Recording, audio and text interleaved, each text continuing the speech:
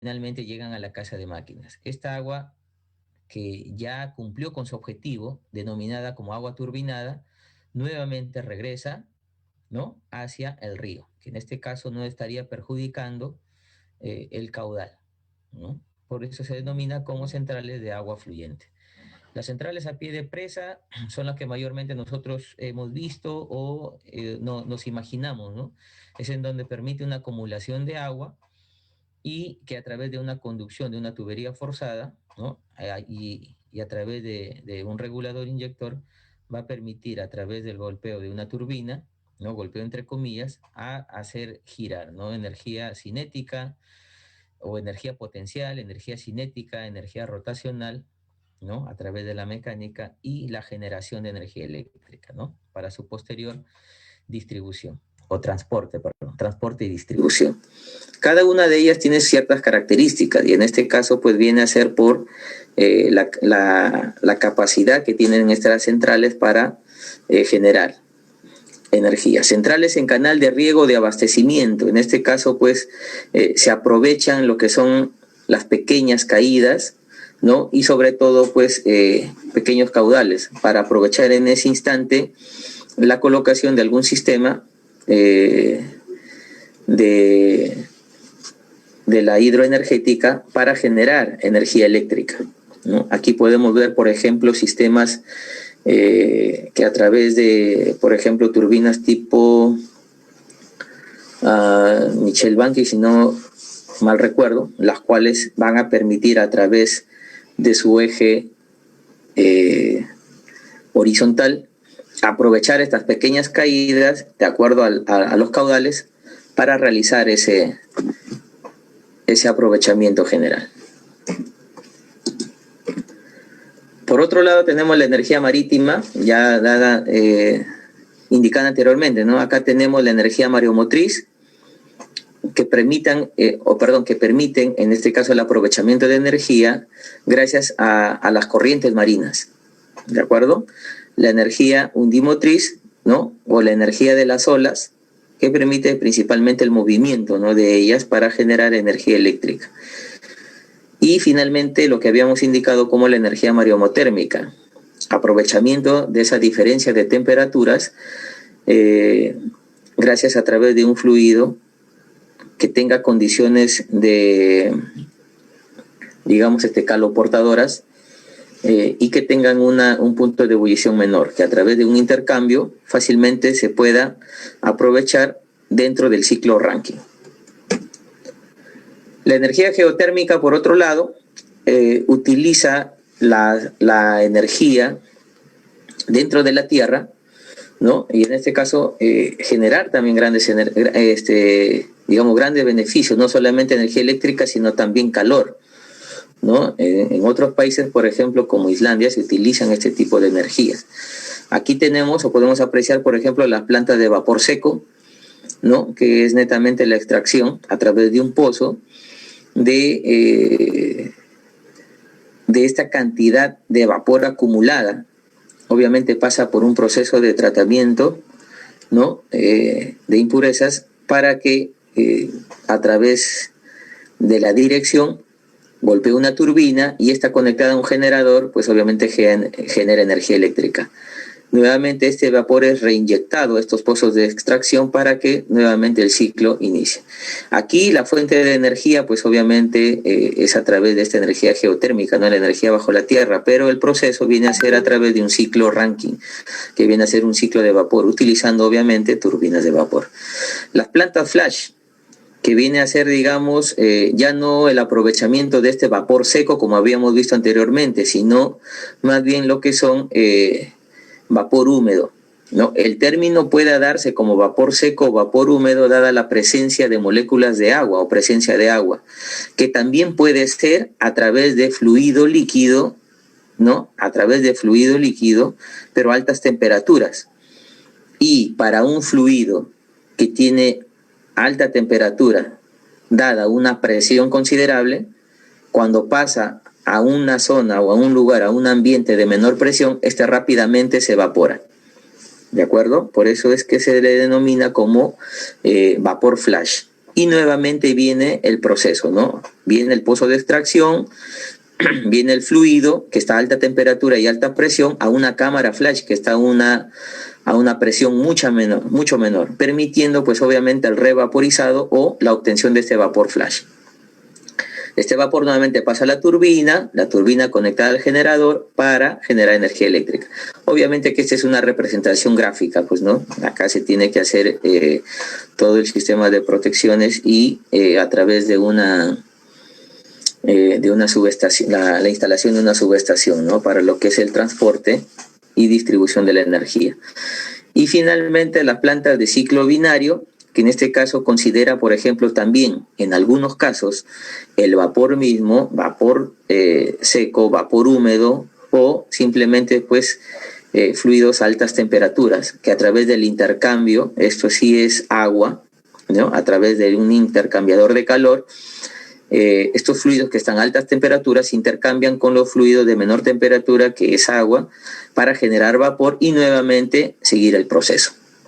Aquí en el Perú en la actualidad, por ejemplo, se utiliza energía geotérmica, pero no para generar energía eléctrica, sino más bien con fines turísticos, que prácticamente se encuentran en toda la zona central de Perú. Hasta el momento no se tiene, se han realizado estudios, se tienen proyectos de maneras muy particulares, inclusive también como estudio por parte del ministerio, pero que, en la actualidad aún es cara la tecnología, ¿no? A comparación de las que ya en la actualidad tenemos. Mencionado lo anterior, nosotros de manera general podríamos indicar los beneficios que tienen los recursos energéticos renovables, ¿no? Es por ello que en la actualidad se vienen utilizando, se vienen promocionando y ya muchos de los países están preocupados en cambiar y en modificar la manera de cómo generar energía eléctrica, ¿no? Una de ellas es porque es inagotable y se renueva, ¿no? Consideramos principalmente al sol como fuente principal de energía, la cual va a permitir de alguna manera pues beneficiar a las otras fuentes y que de alguna manera permite que una vez recuperada su inversión prácticamente sería totalmente gratis, ¿no? Entonces a una escala humana pues es muy beneficioso. Por otro lado tenemos contra el cambio climático. Ya hoy en día los países también están interesados, ¿no? Ya no solamente con, ser generadores de riquezas, implementación de tecnologías o estar a la vanguardia con respecto a sistemas como por ejemplo los smart grids, que toman en consideración a los recursos energéticos renovables y que también lo vamos a mencionar más adelante, sino también al entorno, al medio y esas consecuencias que se pueden tener, como por ejemplo cambio climático.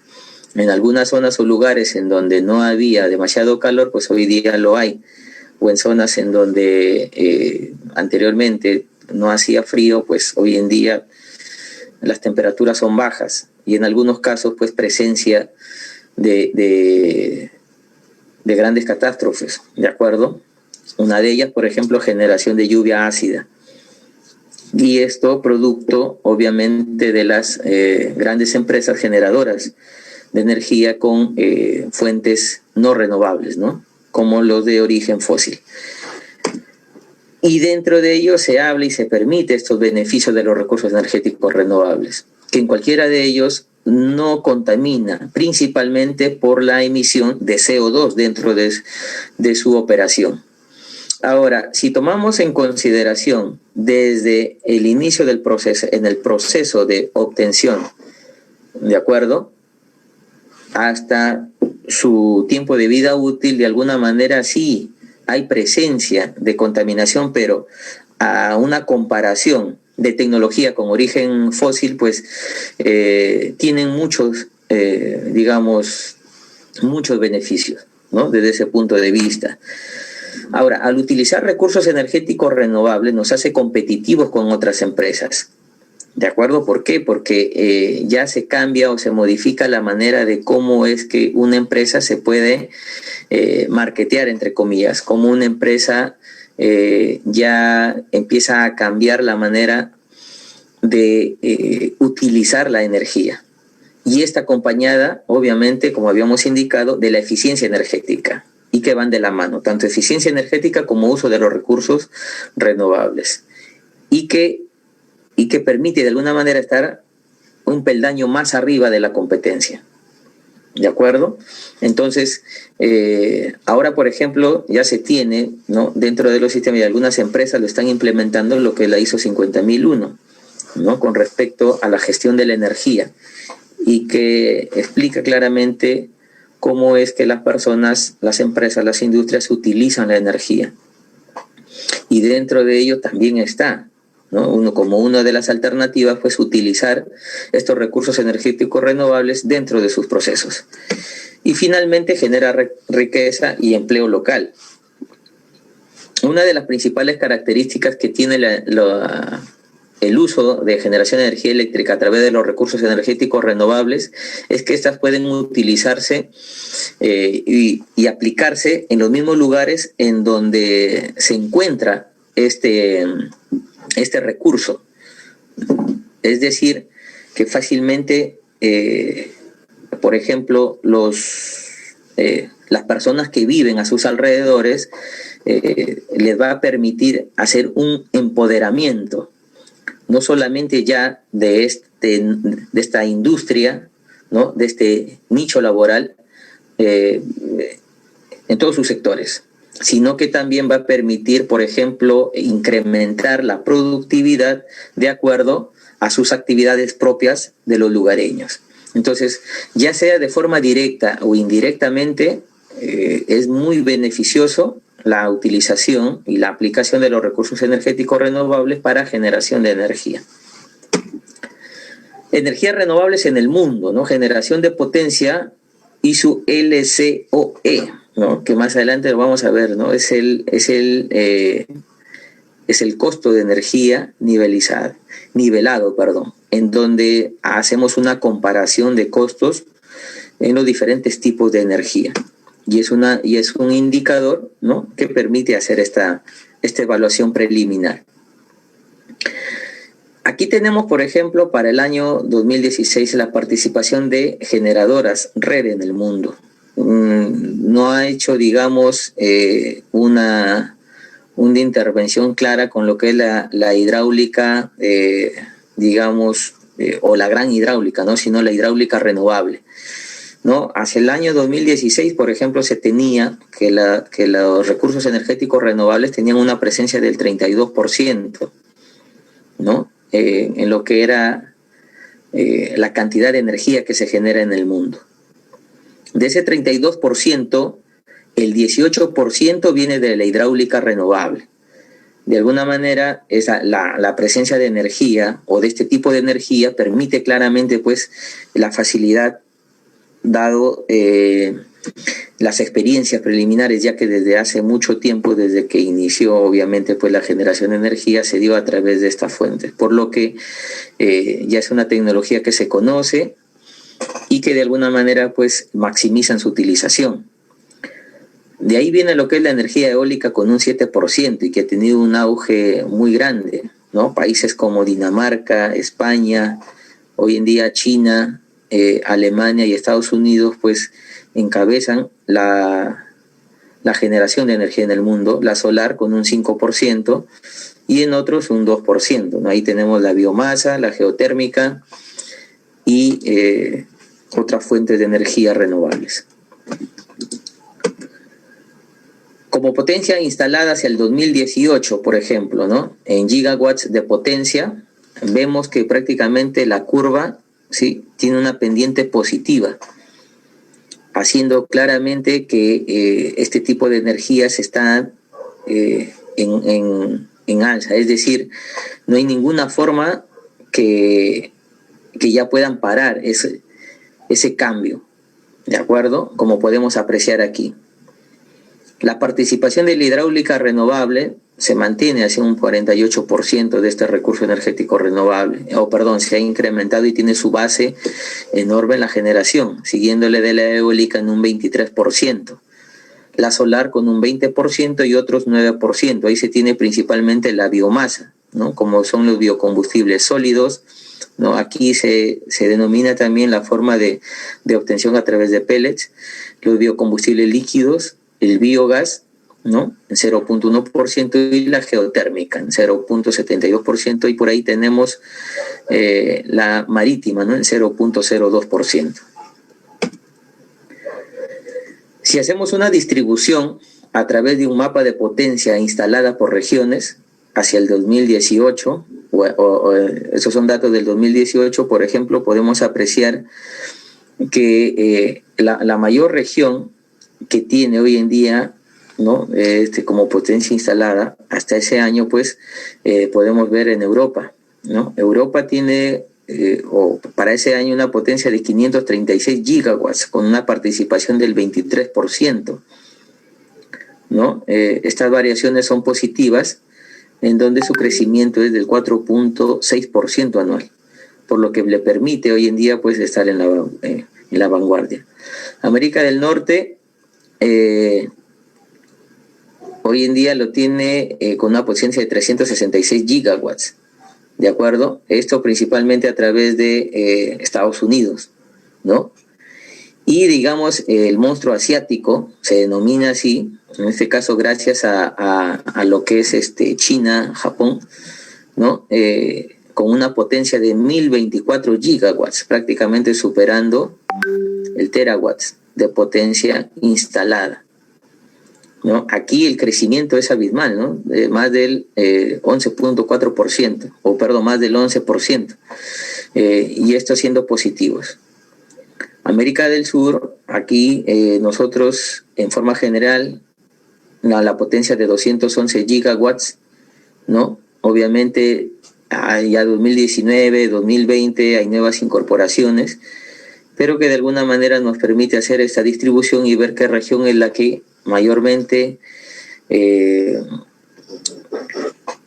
está interesado en este tipo de energías. Ahora, las tendencias en costos. Del 2017 al 2018, por ejemplo, ¿sí? Vemos de manera general que hay una variación a promedio, ¿de acuerdo? Y que ha disminuido un 11%. ¿Qué significa esto? Que cada año, ¿sí?, se vuelven más atractivas este tipo de tecnologías, ¿no? Aquí podemos apreciar, por ejemplo, en dólares por kilowatt hora, ¿no?, que en su mayor,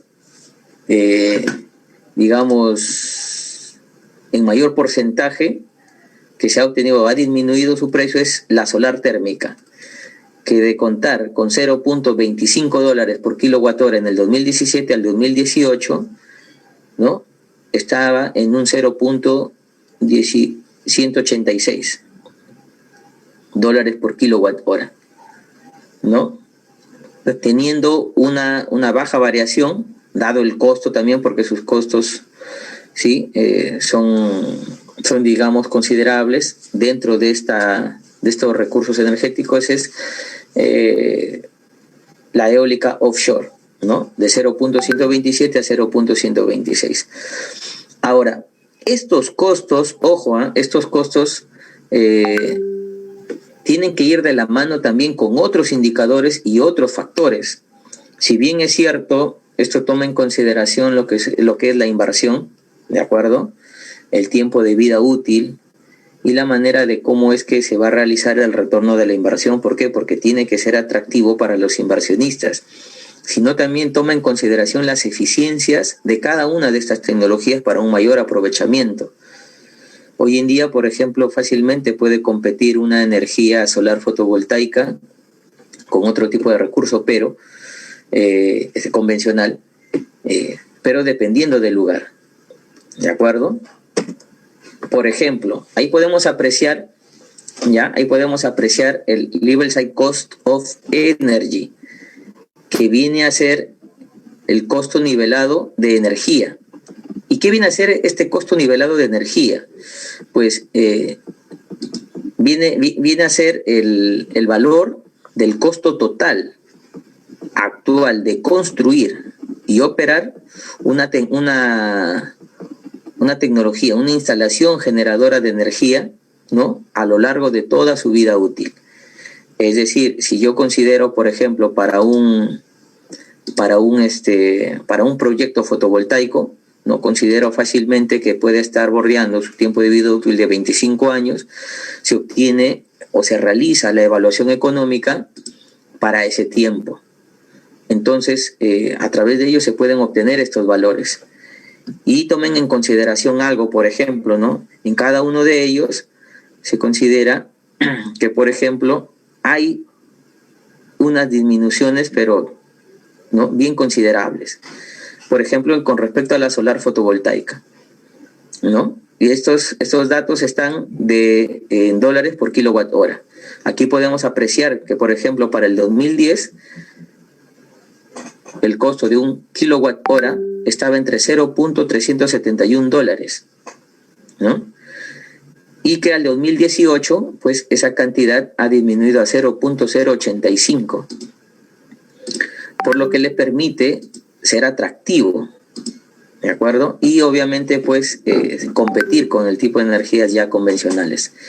Por otro lado, por ejemplo, también la eólica, ¿no?, que es la más,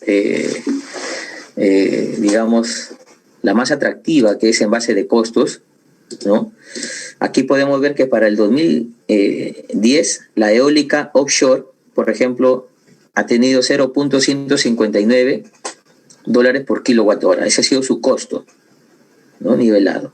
Y para el 2018 ha descendido hasta 0.127. Esto, por ejemplo, de todas maneras, pues sigue siendo aún atractivo. ¿Por qué?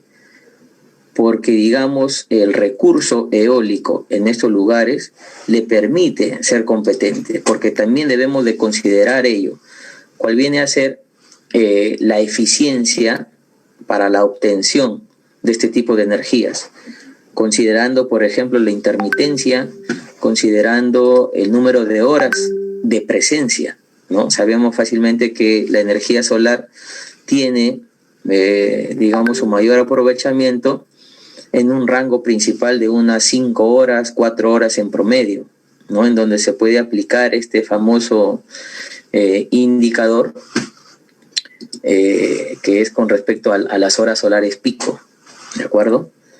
Mientras que la eólica de alguna manera pues permite tener esos tiempos mayores, por lo que con respecto a la eficiencia es mucho mejor.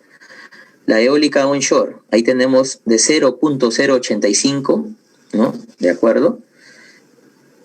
Y que para el 2018 se tiene 0.056, ¿no? Y la hidro, pues definitivamente, digamos, en términos generales, aquí vemos un pequeño crecimiento. Y no tanto, pero aún sigue siendo, obviamente, rentable, pues, ¿no? Sin embargo, acá ha tenido ese pequeño crecimiento, dada la situación que ya hoy en día, digamos, la gran hidráulica ya no está siendo tan atractiva, ¿no?, que en otros casos. Y obviamente, pues, una pequeña hidráulica, haciendo una comparación, si bien es cierto, es mucho más factible ambientalmente, pues en el tema de costos a ese largo plazo ya no lo es tanto. Refiriéndonos a lo que es en este tema de costos, ¿no? ¿Por qué? Porque al contrario, la hidroenergética aún continúa, sigue, pero ya a no grandes capacidades, ¿no?, sino a menores. La energía renovables en el Perú, ¿no? Ahora sí, fíjense, aquí en el Perú tiene un punto de quiebre, llamémosle así, ¿de acuerdo? Tiene su base principalmente a partir del año 2008, porque a través del decreto legislativo 1002, que nos habla sobre la promoción de la inversión para la generación de electricidad con el uso de energía renovable, prácticamente da pie a la inversión extranjera. Y considerando claramente, pues, el uso de estos recursos energéticos renovables para generar electricidad, ¿no? A través de este decreto prácticamente se dio pie de las subastas de energía, que viene a ser uno de los mecanismos para que se puedan construir y, digamos, generar energía a través de estos recursos energéticos renovables. Para ello, obviamente, pues se tuvo estas normas generales, como es, por ejemplo, la Ley de Concesiones Eléctricas, Ley para asegurar el desarrollo eficiente de generación eléctrica y la Política Energética Nacional del Perú, ¿no? Con Decreto Supremo 64/2010, y que durante todo este tiempo se han ido haciendo modificaciones en beneficio, pues obviamente, para el aprovechamiento de este tipo de energías. Ya de forma específica en el marco normativo, RER, el Decreto Supremo número 12/2011, que nos habla del reglamento de generación de electricidad con energías renovables, y también, digamos, un punto muy importante con el Decreto Supremo número 020/2013, que nos habla del reglamento para la promoción de la inversión eléctrica en áreas no conectadas a red, es decir, para sistemas off-grid. El inicio de las subastas, ¿de acuerdo? El inicio de las subastas que se empieza a trabajar fueron con la intención, obviamente, dada este sistema, fue para sistemas conectados a la red, ¿no? Plantas generadoras. Mientras que existen también la subasta, pero para lo que son sistemas autónomos o los sistemas que no están conectados a la red y que de manera específica son para, digamos, a favor de las personas y actividades alejadas digamos, de las zonas de distribución de energía, o debido a su acceso, pues no le es posible, y por ende también, pues, al incremento de los costos. Es por ello que en este caso también se tienen dos planes estratégicos, uno ya ejecutado y otro que está próximo.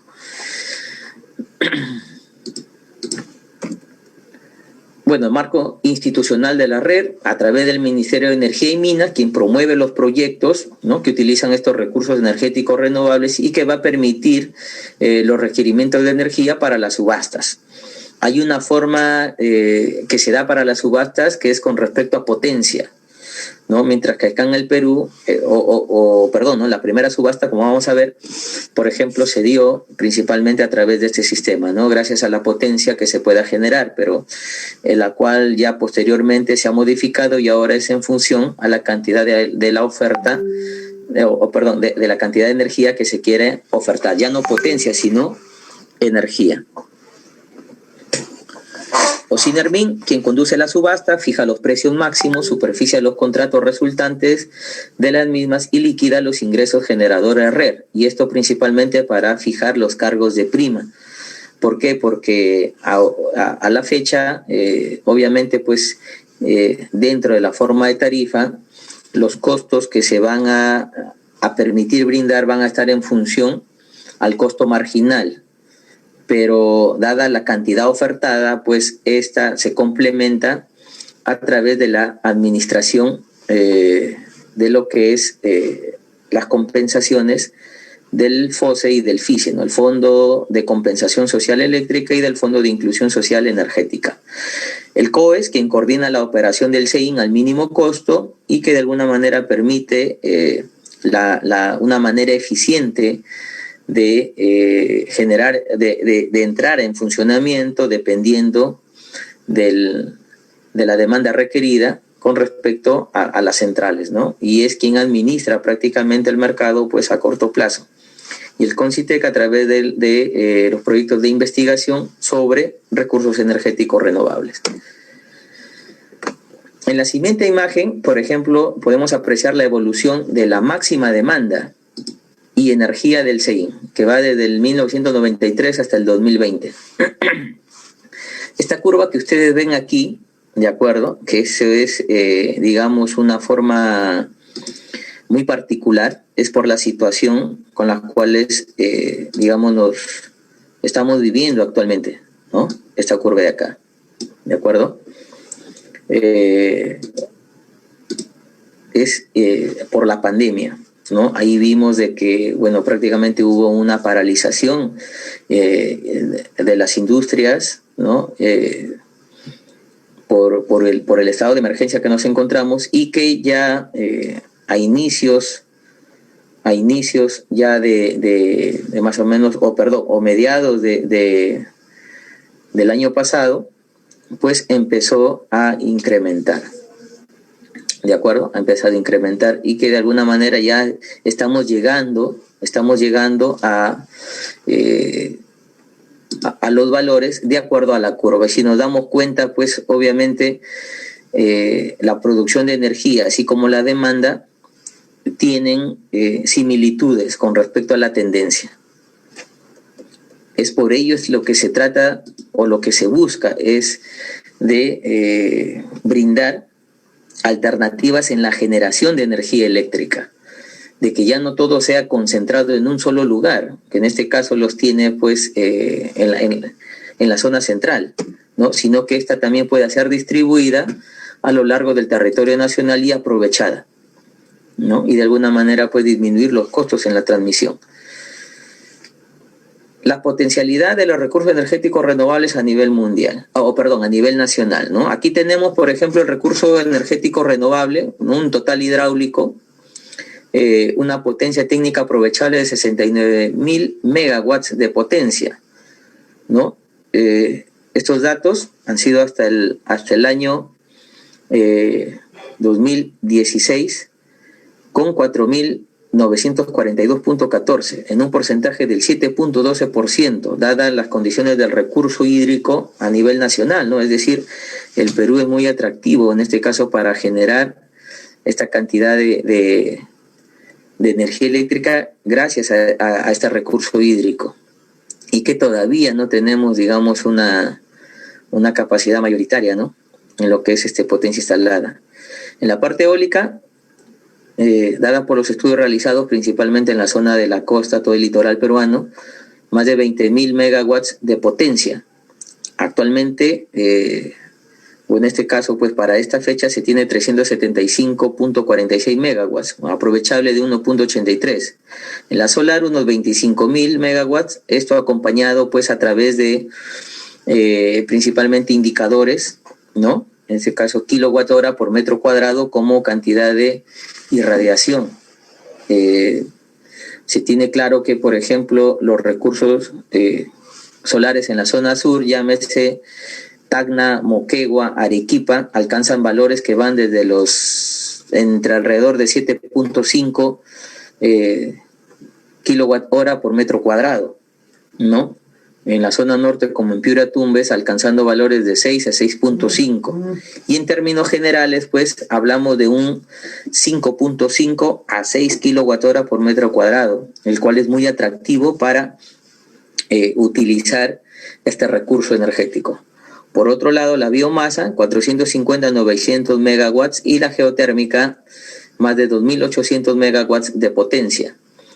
De acuerdo al Banco Interamericano de Desarrollo, hacia el 2040 el Perú debería estar en unas condiciones de poder aprovechar al máximo este tipo de recursos, ¿no? De las mini hidráulicas, eólicas, solares, geotérmicas, y ya la presencia de la biomasa hacia el 2040, dada también pues la política energética nacional como tal. A la fecha, hoy en día, digamos, se tuvo en consideración que a través de este decreto legislativo 1002, ¿no? Incrementar cada cierto tiempo, ¿no? En un porcentaje del 5%, digamos, la presencia de generación de energía eléctrica con recurso energético renovable dentro de esta matriz, un 5%. Y que esta vaya incrementándose. Sin embargo, ya a la fecha, ya la participación ya no es del 5%, sino inclusive, repito, ¿no? Llegó cercano al 8% hasta el 2019. Motivo de la pandemia el año pasado, pues la presencia o la participación, dada la cantidad de generación, pues fue variable, ¿no? esta bordeó los 6.5% de participación. Es por ello que desde el inicio, en este caso se dio la primera subasta, ¿no?, posterior a este decreto legislativo, entre el 2009 y el 2010, ¿no?, ofertándose 3.800 gigawatts hora al año, en este caso energía, ¿no? Acá la presencia de la energía solar, biomasa con residuos urbanos, la eólica, la mini hidráulica y la biomasa a través de residuos agroindustriales, ¿no? Lo adjudicado fue 1.971 gigawatts hora al año. En la segunda subasta ya fue la solar, la biomasa, residuos urbanos, la eólica, la mini hidráulica, ¿no?, adjudicándose 1.152 gigawatts hora al año. La tercera subasta solamente fueron mini hidroeléctricas, ¿no?, con 1.277 gigawatts hora, y la cuarta subasta, en donde se obtuvo muy buenos, valores con respecto a los precios de generación, como acá le indica, que fueron los más bajos a nivel mundial, dadas las experiencias anteriores, ¿no? El proceso de subasta indica que, por ejemplo, la empresa viene a hacer una instalación y que tiene la concesión por unos 20 años. En este caso, o que se encarga de hacer la generación, haciendo la implementación de toda esta tecnología, y quien se vuelve pues el administrador del mismo, ¿no? Aquí la subasta fue la solar, la biomasa, la eólica y la mini hidroeléctrica. Este fue en el año 2015. Y aquí podemos ver claramente lo que es la evolución tanto en los precios adjudicados y la energía adjudicada, requerida y ofertada. En este caso, la evolución de los precios adjudicados, por ejemplo, ¿de acuerdo? Con respecto a la solar, de iniciar con $221 el megawatt hora, ¿no? En esta última subasta del 2015 se llegó a $48.1 el megawatt hora. Valor, histórico en ese año, ¿no?, a nivel mundial. La eólica de igual manera, de $1.80 por megawatt hora, disminuir a 37.7. La biomasa, residuos urbanos, la cual sigue siendo, más, a comparación de las anteriores, ¿no?, tiene un costo mayor en lo que es la cantidad de energía generada. La hidroeléctrica, que se mantiene, en este caso es la mini hidroeléctrica, ¿de acuerdo? Y la biomasa de residuos agroindustriales. Ahora, alguien se preguntará, pero si la solar y la eólica son las más rentables, llamémosle así, o son las más económicas, ¿por qué aprovechamos o por qué generamos, ¿no?, con las otras tecnologías? Lo que sucede es que, repito, ¿no?, en algunos casos esta cantidad de energía, ¿no?, como empresas agroindustriales, por ejemplo, que vienen a hacer residuos agroindustriales, no eran aprovechables, o si son aprovechables, no son eficientes. Pero ya una vez conectados a la red, y que deben tener ciertas características para poder inyectar esta energía, pues han repotenciado sus sistemas y de alguna manera sistematizado la forma de generación, de generar su energía, por lo que le permite hacer ese aprovechamiento y venta de la misma, permitiendo obviamente muchos beneficios. En cuanto a la energía adjudicada y requerida, por ejemplo, también, ¿no?, la mayor obviamente ha sido en la cuarta subasta, permitiendo claramente pues que en los últimos años se incorporen mayores centrales, ¿no?, al sistema interconectado nacional. Aquí podemos ver la evolución de la central RER, que hoy en día prácticamente tenemos poco más de 1 gigawatt de potencia instalada solamente con recursos energéticos renovables, ¿no? Ese salto del 2018, que estábamos alrededor de los 600 megawatts, hoy en día estamos, ¿no?, ya poco más de los 1.000 megawatts de potencia instalada. Y como podemos apreciar ahí, la potencia instalada a nivel general o a nivel total, pues sigue en incremento. Esto nos da a entender qué cosa, de que es necesario hacer una descentralización en la forma de generar energía eléctrica.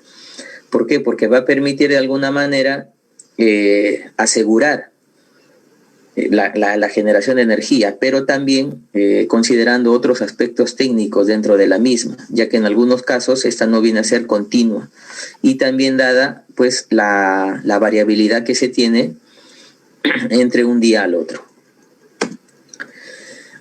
La distribución por tipo de recurso energético de la potencia efectiva, ¿no? Aquí podemos apreciar tanto lo que es recurso agua, gas natural, diésel, renovables, el carbón y residual.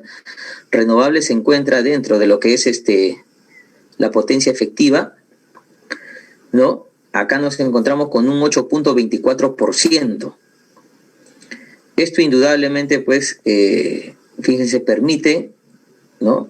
Permite claramente, digamos, ya avisorar de que este tipo de recursos energéticos renovables dentro de la matriz energética le va a facilitar muchos aspectos, ¿no? No solamente para el aprovechamiento en las mismas zonas o en el mismo lugar, sino también disminuir los costos en la transmisión de la energía. Esta potencia efectiva es muy distinta a la potencia instalada, ¿no? La potencia instalada es la que tiene, digamos, cada central en función a la tecnología que utiliza, mientras que la efectiva es la que genera en los bornes del generador, ya a la salida de la energía, ¿no? Por otro lado, se tiene la potencia firme, la cual corresponde a la cantidad de energía que puede ser entregada, pero de forma inmediata, es decir, en tiempo real. Y obviamente tiene, digamos, un nivel de seguridad mucho más, a diferencia de las otras, con respecto a las garantías, ¿no? Llámese agua o gas. Entonces, aquí tenemos el dato de la producción de energía con recursos energéticos renovables, ¿no? El total RER fue de 4.970.55 gigawatts hora, ¿no? Para todo el 2020. Y en ese caso, la participación de la solar fue de un 15.65%, ¿no? Y la eólica de un 36.28%. Esto claramente, digamos, con la incorporación de las dos últimas centrales en Cajamarca, pero que no tuvieron una considerable participación, dada que recién empezaron a generar o a tener su puesta en operación comercial a finales de año. Y en la termoeléctrica, ¿no? Y en la termoeléctrica, por ejemplo, aquí podemos ver claramente lo que son los recursos con biomasa, ¿no? Siendo la mayor de 41.95 la hidroeléctrica.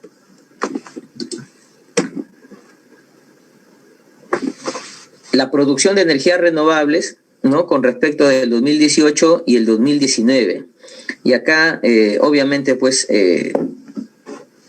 coloqué esta gráfica porque, digamos, lo que se presentó el año pasado con respecto a la situación y que en la actualidad todavía nos encontramos, pero que de alguna manera ha permitido ir poco a poco, digamos, nuevamente seguir con nuestras actividades, ¿no? Actividades productivas. Entonces, tomar en referencia este año 2020, pues es un poco engañoso, podríamos llamarle. Es por eso que tomé como ejemplo esta variación. Fíjense, mire, del 2018 al 2019, la producción de energía por tipo de generación con respecto a la hidroeléctrica incrementó un 42.93%. La eólica en un 10.21%. La solar en un 2.22%. La termoeléctrica, dada por la biomasa, ¿no? Y el biogás, 74.46%.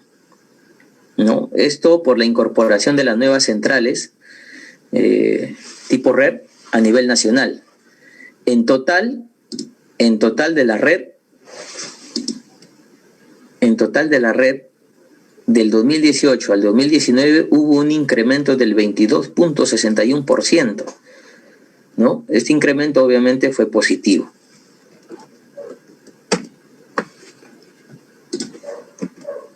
Ahora, para el año 2019 al 2020, ¿de acuerdo? Del 2019 al 2020,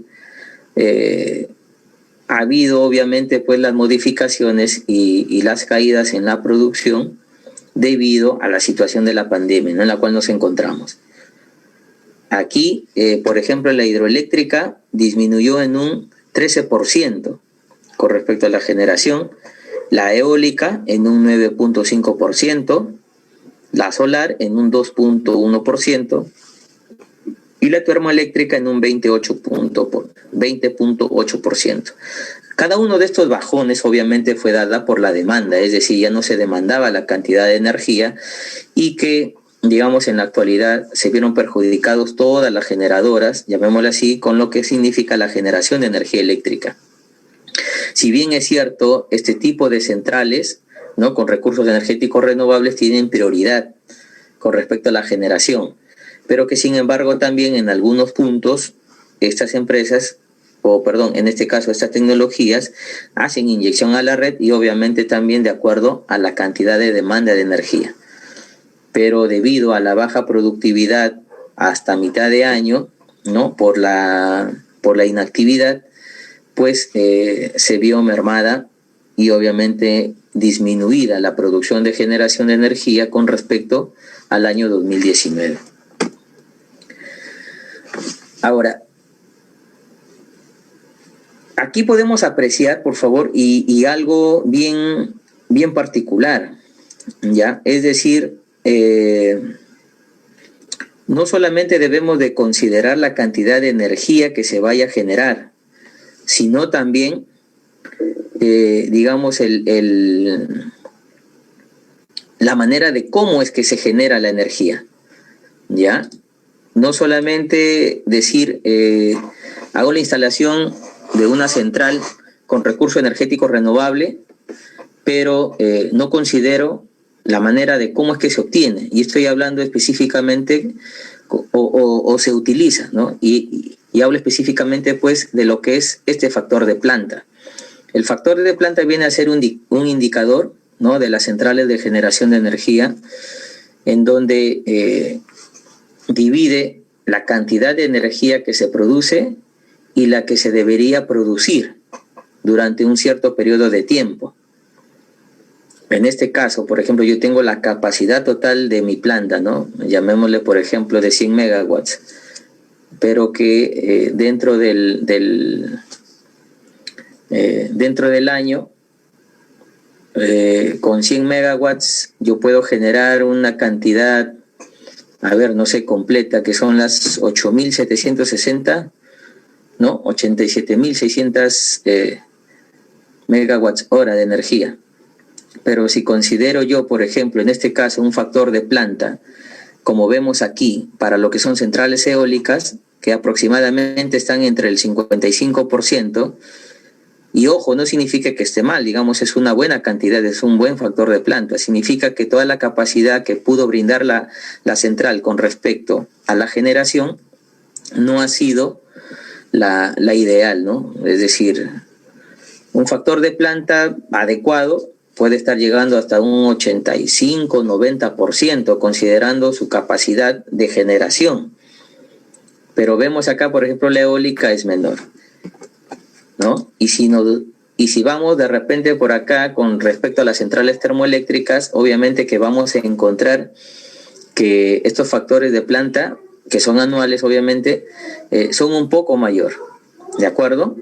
Son un poco mayor.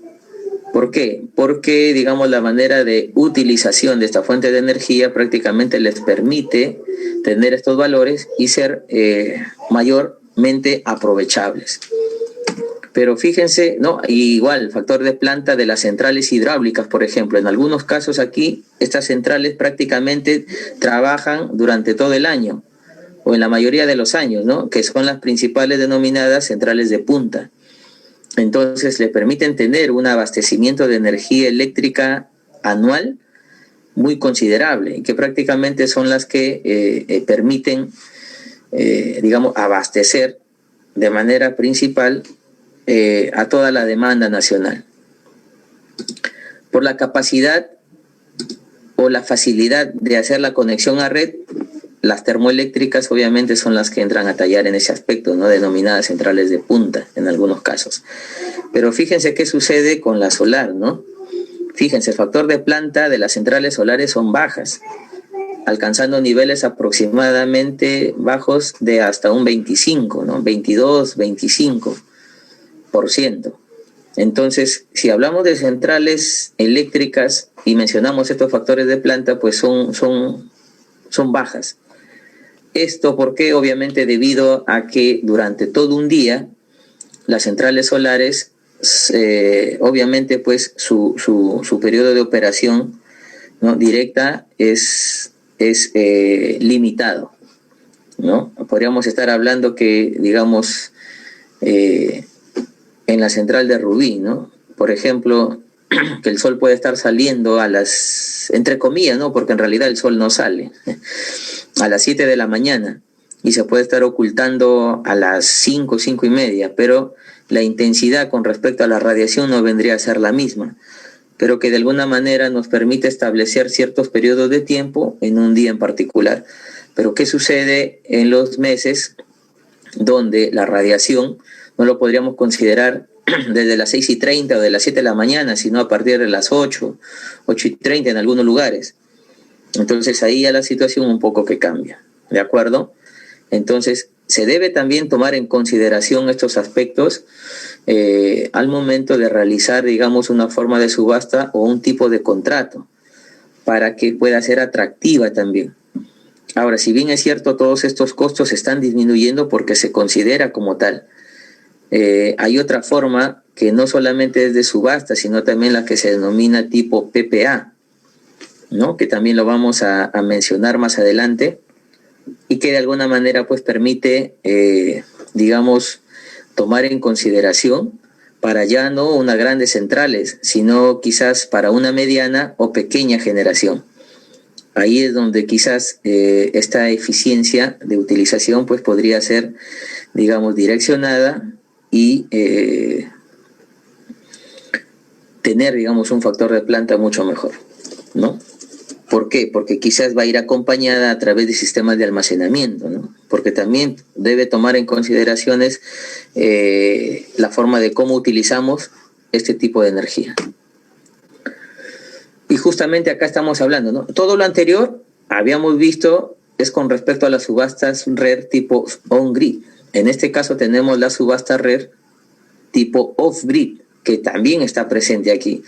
En la primera subasta RER off-grid, como podemos apreciar aquí en esta tabla, vemos que la cantidad mínima requerida de instalaciones RER en autónomas, ¿no?, la mayor fue en la zona norte, con 56.480 instalaciones, cuyos departamentos pues beneficiados: Amazonas, Cajamarca, Lambayeque, Ancash, La Libertad, Loreto, San Martín, Piura y Tumbes, ¿no? En el centro, Ayacucho, Huancavelica, Huánuco, Junín, Pasco, Lima, Ica y Ucayali. Y en la zona sur, Arequipa, Purímac, Cusco, Madre de Dios, Moquegua, Tacna y Puno. En total, la cantidad mínima requerida fue de 151.890 instalaciones. Ahora bien, al término ya de esta primera subasta, y en este caso dentro del programa masivo fotovoltaico, ¿no?, impulsado por la Dirección General de Electrificación Rural, ¿no?, nos informan que la cantidad de beneficiados, ¿sí?, en este caso fue de 205.138 viviendas rurales, con 2.368 instituciones educativas y 639 establecimientos de salud desde el año 2017, que se dio, obviamente, pues, o se inició la actividad de instalación de estos sistemas. En este caso destacan Puno de manera particular con 27.328 paneles fotovoltaicos, Loreto con 23.397 paneles, San Martín con 23.235, Huánuco y Cusco, ¿no? El administrador, la Dirección General de Electrificación Rural, y la sostenibilidad financiera a través del FICE, que es el Fondo de Inclusión Social Energético, y el FOSE, el Fondo de Compensación Social Eléctrica. Ahora, el objetivo RER del Perú hacia el 2030, fíjense, en este caso, ¿no?, haciendo referencia a la política energética nacional del 2010 al 2040, a la fecha, ¿sí?, están en ejecución 52 proyectos RER, es decir, que están operando comercialmente, con una potencia instalada aproximada de 1.147 megawatts, ¿no?, más de 1 gigawatts de potencia instalada, con 30 centrales hidroeléctricas, 373 megawatts, 7 centrales solares, 280 megawatts, 7 centrales eólicas, 394 megawatts, 8 centrales a biomasa de 100 megawatts, ¿no? Y lo podemos ver aquí, fíjense, ¿no? A ver, espérense un momento mientras va cargando, aquí, ¿no? Fíjense, la fuente, el COES, el Comité de Operación Económica del Sistema Interconectado Nacional, generación eléctrica con recursos energéticos renovables. Esto está actualizado a diciembre del 2020. Aquí, por ejemplo, ya tenemos la presencia de las centrales eólicas, ¿no?, en la región de Cajamarca. Aquí tenemos la central eólica de Duna y la de Huambos, que proporcionan 18.37 megawatts de potencia efectiva. Aquí también podemos apreciar, por ejemplo, ¿sí?, en la zona norte se tiene, por ejemplo, a Piura, la central hidroeléctrica de Poechos, ¿no?, la central eólica de Talara con 30.86 megawatts, la central termoeléctrica Maple Ethanol, ¿no?, que aquí es principalmente la generación de biogás,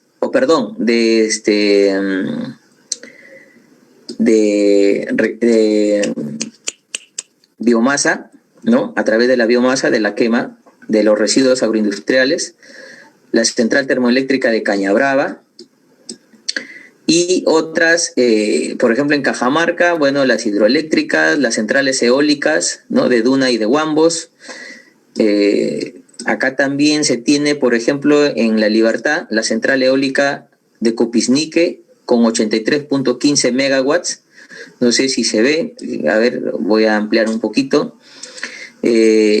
Acá, por ejemplo, en la zona de Ancash, en Ancash se tienen también las hidroeléctricas, ¿no?, las de hasta 20 megawatts, justamente acá se tiene la potencia efectiva, ¿no?, la de Santa Cruz 2, Santa Cruz 1, y lo que es también, fíjense, la central termoeléctrica de San Jacinto, ¿no?, en Agroindustrias San Jacinto.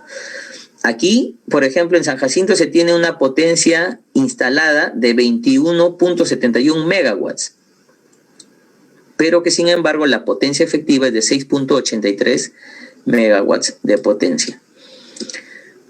Acá en Ancash también se tienen las centrales hidroeléctricas, ¿no?, de Yanapampa, El Roncador, y entrando ya a Lima, ¿no?, la central termoeléctrica de Paramonga, ¿no?, las centrales hidroeléctricas. Más abajo, acá se tienen las centrales termoeléctricas de biomasa, ¿no?, o en este caso, perdón, de biogás, La Gringa, ¿no?, con 3.2 megawatts.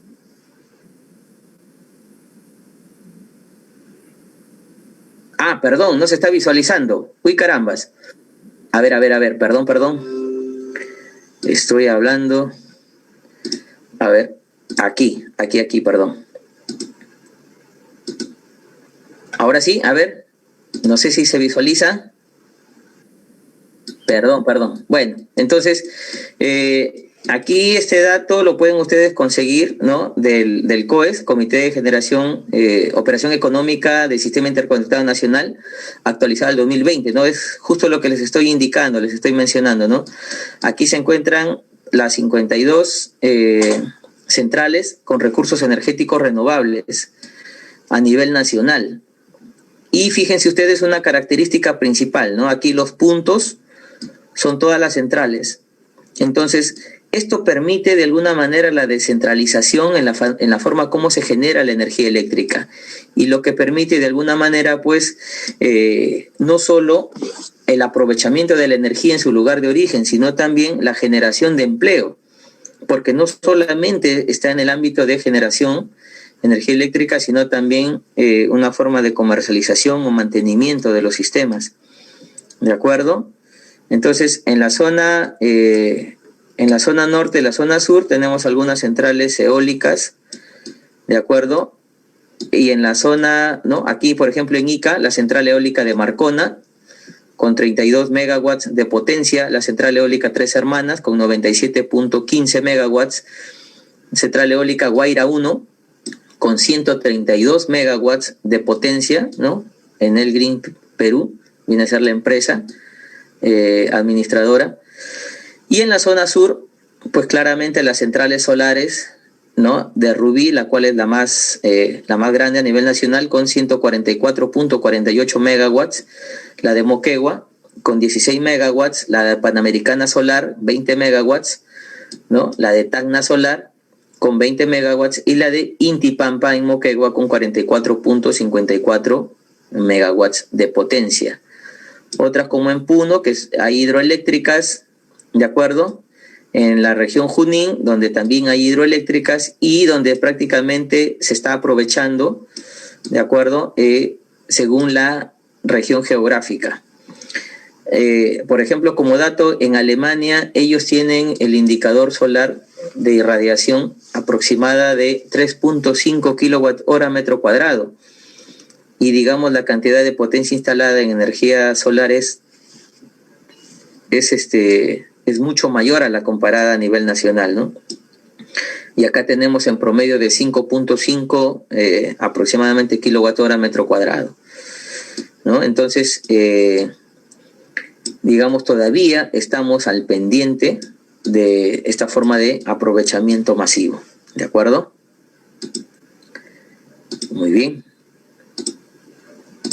A ver, continuando con la presentación, aquí tenemos, bueno, entonces, eso es la Política Energética Nacional 2010 al 2040, donde nos indican que ese 5% tiene que ir incrementándose cada cierto tiempo, pero que a la fecha todavía no se hace una actualización, salvo, de acuerdo, a través de este proyecto ley 6.953-2002, CR, es la ley que incentiva la inversión con recursos energéticos destinados a la generación de energía en el mercado eléctrico peruano, donde hace un mes y medio, sí, el ministro de Energía y Minas incluye la meta de alcanzar el 15% de la matriz energética con los recursos energéticos renovables al 2030.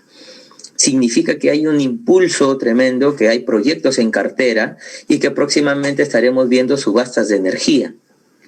Pero que estas también puedan estar acompañando de otras formas de contratación para que se puedan no solamente agilizar los procesos, sino también que permite hacer una distribución de la misma a nivel nacional, que ya no solamente llega a las grandes generadoras, sino también a pequeños distribuidores de energía eléctrica.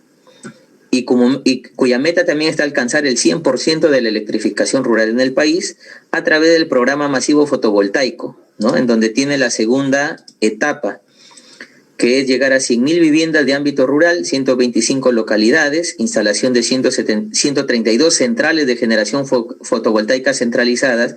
Significa que ya no ser, digamos, autónomas e individuales para cada domicilio, llamémosle así, sino, digamos, hacer una concentración de ya generadores fotovoltaicos y de ahí realizar esas distribuciones, ¿no? Con redes secundarias. Y 933 sistemas fotovoltaicos domiciliarios con una inversión de más de 130 millones de soles. Ahora, ¿qué beneficios de los RER se dan hoy en día según la experiencia nacional, según lo que se tiene en la actualidad, ¿no? Es una baja conflictividad social, fíjense.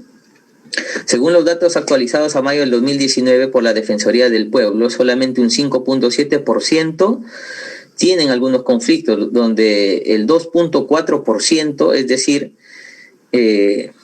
digamos, solo 3 de ellos están en estado activo. Es decir, que tienen algún tipo de inconveniente, principalmente es por el recurso hídrico, ¿no? obviamente por ciertas experiencias o por la gran hidráulica que en muchos casos pues ya presentan estos inconvenientes, ¿no? Pero que sin embargo, digamos, son fáciles de solucionar. La rápida implementación que tienen estos tipos de centrales al momento de entrar su puesta en operación, ¿no? Aquí podemos apreciar, por ejemplo, el número de años. La biomasa en 1.6, la solar en 2.1, la termoeléctrica en 2.7, la eólica en 3.5, ¿no? Y la hidroeléctrica por ahí en 6.2, porque no solamente se debe de considerar la construcción, sino también otros estudios de ámbito social y ambiental. Ahora, permiten diversificar la concentración en fuentes, ¿no? Justo lo que les mencionaba, la distribución de la misma permite obviamente una mayor efectividad en los lugares en donde se va a aprovechar, disminuyendo los costos por los sistemas de transmisión y de alguna manera liberando la congestión de las mismas en los sistemas de redes. Permiten descentralizar la concentración geográfica en fuentes, justamente lo que les indicaba, ¿no? Por ejemplo, la potencia instalada de megawatts según la región en el año 2017 lo tiene principalmente Lima. ¿Por qué? Por la demanda que obviamente se da, ¿no? Y por lo que es principalmente. Pero en la actualidad, por ejemplo, podemos apreciar la distribución geográfica por tipo de recurso energético renovable a la fecha, teniendo solar en la zona sur de manera principal, ¿no? La eólica, tanto en la parte centro como en el norte, y el gas natural, pues en la parte centro, ¿no? Con respecto a la producción de energía. Reducción de los niveles de contaminación ambiental, definitivamente que sí, ¿no? Esto permite de alguna manera, pues, contrarrestar estos impactos que se tienen de manera aproximada mensualmente. Dada la generación actual de participación, hablando de un 6 a 7% dentro de la matriz energética, se estaría evitando aproximadamente unos 125.000 toneladas equivalentes de CO2, ¿no? Solamente al mes, nada más. Potencial para el cierre de la brecha de acceso rural, y justamente es uno de los objetivos preliminares que tiene el Perú hacia el 2030, ¿no? Ya cubrir ese 18% aproximadamente que falta, ¿no? Pero esto también va de la mano con inversión y que definitivamente va a permitir que se cierren estas brechas, ¿no? Y que todas las personas puedan llegar a tener el acceso a la energía eléctrica. Bueno, y finalmente tenemos aquí esta denominada revolución energética, pero dado los temas, obviamente esto es muy amplio, ¿no? Por lo tanto, vamos a tocar de manera sucinta nada más, pero que está relacionado íntimamente con lo que es las energías renovables, ¿no? Las Smart Cities, que vienen a ser, o las denominadas en su traducción, ciudades inteligentes, en donde se permite ser efectivos al momento de utilizar la energía. Y que definitivamente pues la incorporación de las energías renovables también implicaría una manera más eficiente no solamente de consumir energía, sino también de distribuirla. Por lo tanto, permite facilitar en muchos aspectos. La manera es que cómo se está consumiendo la energía a través de sistemas de consumo inteligentes, valga la redundancia, y su control.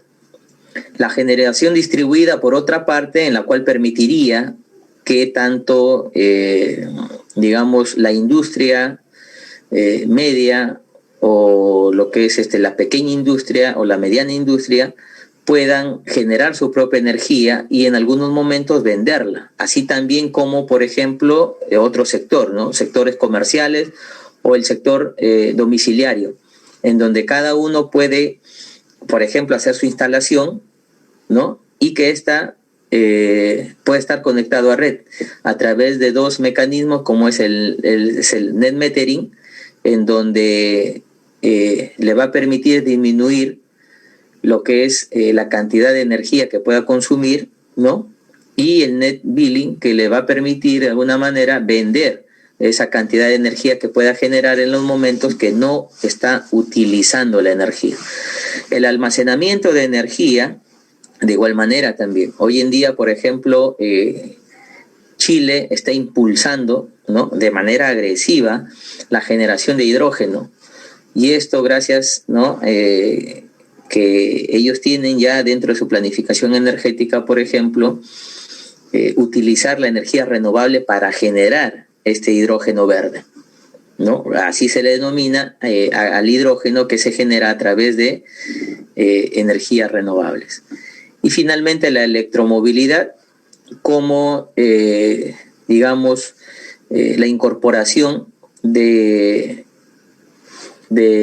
parque automotor eléctrico y sus variantes, en donde a través de sistemas de acumulación de energía pues puedan realizar el transporte, ¿no? Ya a través de digamos centros o puntos de acopio, y que también de alguna manera puede permitir la carga, ¿no? La carga de energía, por ejemplo, en los domicilios y viceversa, ¿no? Lugares en donde quizás se necesita la energía, también este vehículo pueda abastecer en menores cantidades también un porcentaje de lo que se requiere. Muy bien, hasta aquí pues fue mi presentación. No sé si tuvieran alguna pregunta o consulta, estoy presto a disiparlas o intercambiar algún tipo de información. Gracias.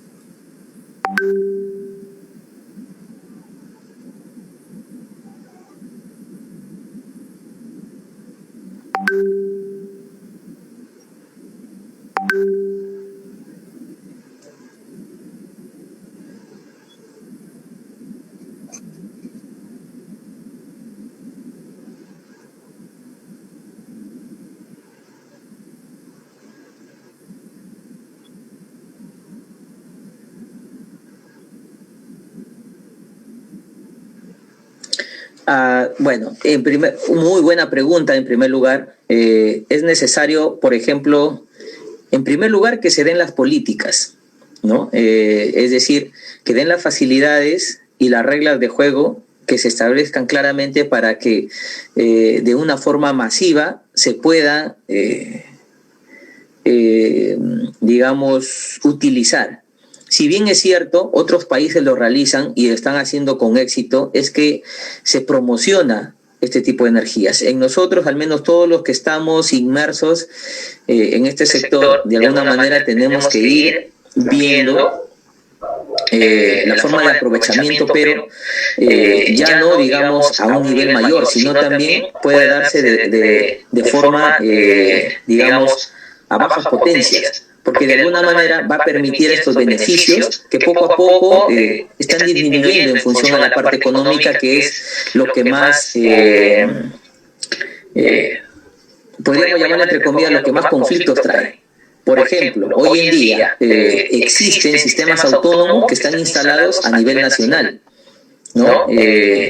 Llámese, por ejemplo, universidades, algunas empresas, centros comerciales, están instalando estos sistemas.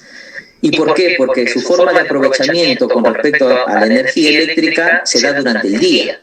Entonces, ahí tienen, por ejemplo, equipos de ofimática, tienen sistemas de iluminación, sistemas de alarma. Entonces, uno de los aprovechamientos, por ejemplo, a través de paneles fotovoltaicos, es la utilización justamente en sus horas de uso, y que le va a permitir disminuir su tarifa, ¿no? Dada la potencia que pueda contratar. Entonces, le es factible y beneficioso. Ahora, la situación viene obviamente en el tiempo de recuperación de la inversión. ¿Por qué? Porque en estos casos, por ejemplo, para sistemas autónomos de una mediana capacidad, estaríamos hablando de unos 6 a 10 años en retorno a la inversión, que quizás en algunos casos no le es atractivo, ¿no? Pero que a un largo plazo, pues definitivamente sí le va a permitir, ¿no?, como habíamos mencionado, tener ciertos beneficios como una competitividad, y que definitivamente pues ya cuando se den estas políticas que actualmente seguimos en revisión y que quizás la coyuntura política actual no permite, esperemos de que el próximo gobierno pueda ya establecer esa regla de juego y, por ejemplo, incentivar lo que es la generación distribuida, ¿no?, a nivel nacional.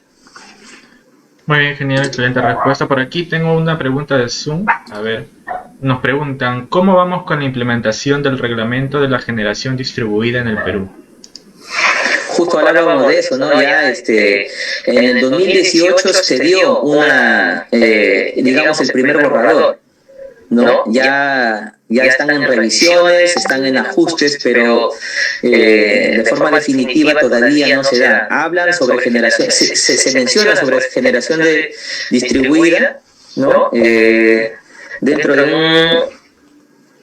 la ley, si mal no recuerdo, creo que es en el 2015, pero se habla de forma somera. En el 2018 se dio, digamos, el primer borrador, pero que a la fecha todavía no está de forma definitiva, ¿no? Como les repito, esperemos que ya esto pueda ser una realidad para que, como les repito, no solamente se dé a través de las grandes generadoras, sino también a través de los pequeños y medianos consumidores. Ok, ingeniero. A ver, tenemos una última pregunta para aprovechar el tiempo.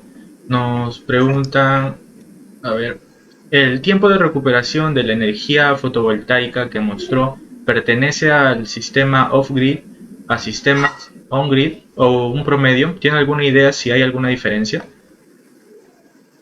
Sí, justo lo que indicábamos. Es decir, por ejemplo, en otros países es muy atractivo y obviamente pues es muy rentable los sistemas on-grid, ¿no?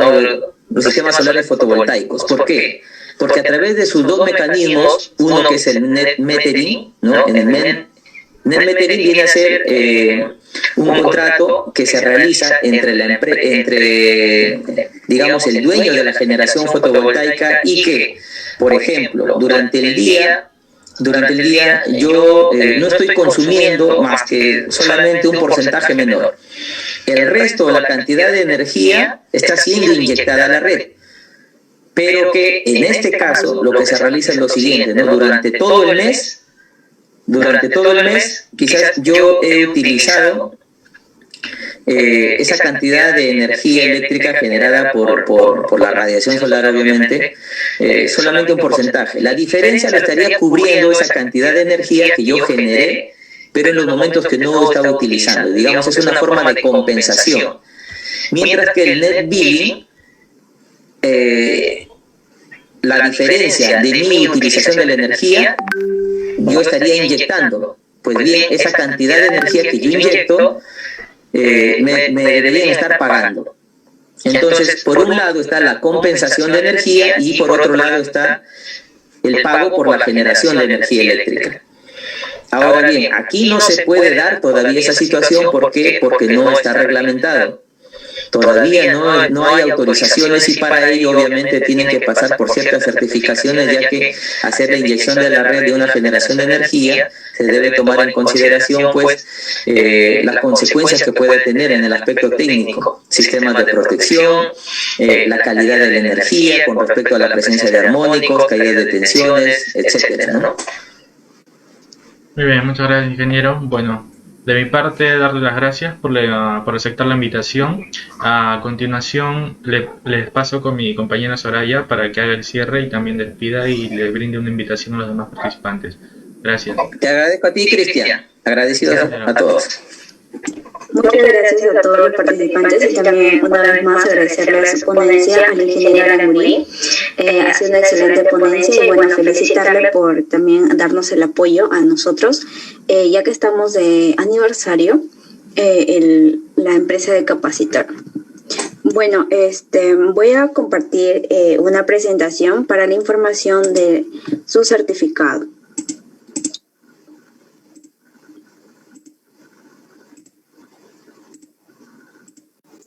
Bueno, como ya saben, estamos celebrando la primera conferencia internacional Electric Power Week Capacitor 2021, acompañado de la IEEE UNSA y también de Capacitor. En cuanto a la certificación, es modalidad online virtual y podrá acceder desde cualquier ciudad o país. La certificación es opcional con un costo simbólico de 25 soles o $8 por conferencia. Recomendamos llenar todos los campos de manera correcta para poder validar su certificado. Cualquier consulta o duda, comunicarse al siguiente número que se muestra en pantalla. En cuanto a las entidades bancarias, mostramos las entidades nacionales como Scotiabank, BBVA, BCP, y cuanto a las cuentas internacionales, el PayPal. Los pasos a certificarse es: primero deben ingresar su número de DNI, apellidos y nombres completos. Enseguida su número de WhatsApp y correo Gmail, ya que estos campos son muy importantes para que puedan emitir su certificado. La entidad bancaria que realizó el pago y su certificación con un costo opcional simbólico de 25 soles o $8 por conferencia, pero también hay un certificado por todo el evento que estamos dando a un costo simbólico de 50 soles o $16. Y como paso finalmente deben ingresar la foto del pago. Bueno, como ustedes saben, su desarrollo profesional es muy valioso en los mercados competitivos actuales. Por ello, invitamos a las siguientes ponencias que será realizado hasta el 30 de abril, desde las 4 de la tarde hasta las 10 de la noche. Muchas gracias.